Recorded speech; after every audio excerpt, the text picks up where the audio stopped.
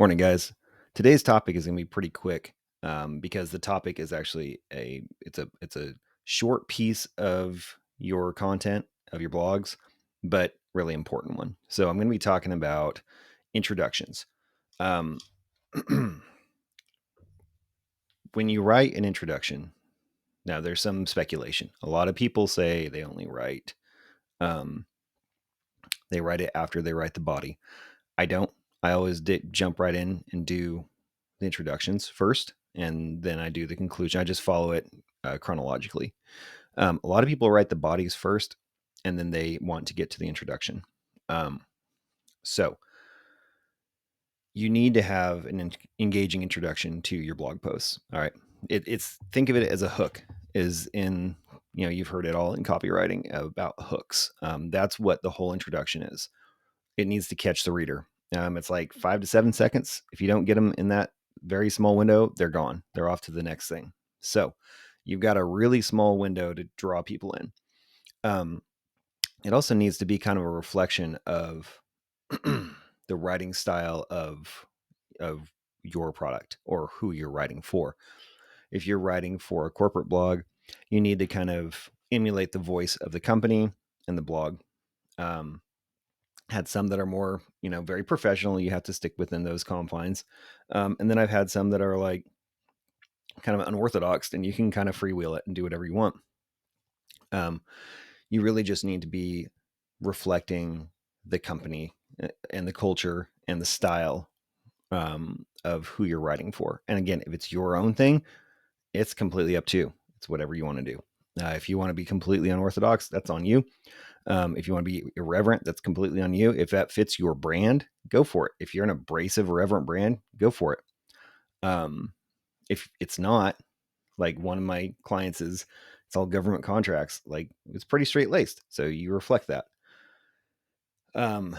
Most of the time, introductions should be no more than about 100 to 150 words. That's my fatal flaw. I mean, mine sometimes 250, 300, because I kind of start blending into the body. I only do that because I've been doing this for a long time and written many hundreds of blog posts. Some clients are more strict than others, especially if you're in the lower tier in terms of price point. Poor, cheap clients.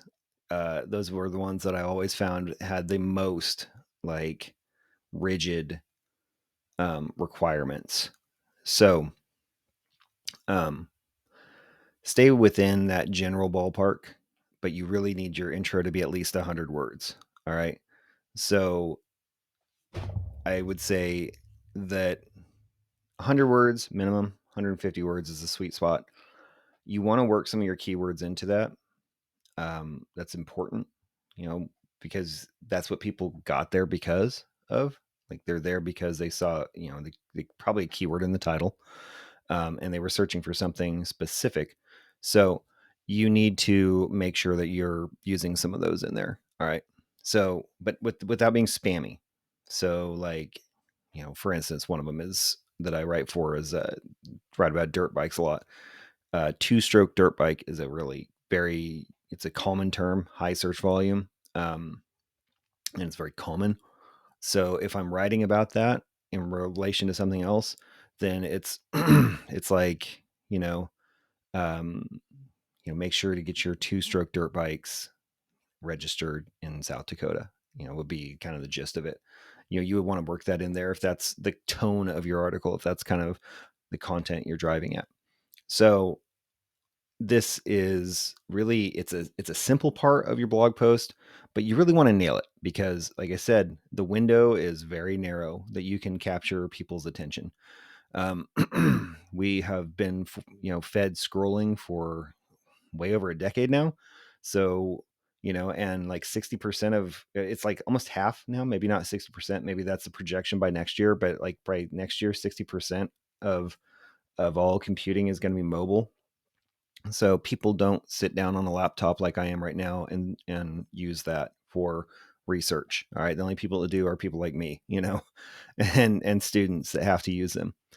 Beyond that, people are scrolling. So if it's a blog post you're writing, you need to make sure it gets them hooked quick, because otherwise they're going to scroll right on the next article in the SERPs. If they don't get that snapshot real quick that you're going to cover what it is they need to know, they're gone. All right. They're going to be like a rabbit, at a dog race, just gone. So you need to put out there exactly what it's about, but in a way that is either funny or entertaining, or that delivers to them exactly what they're going to be learning about. Because you got no time to do that, no time at all. So your intro is really important.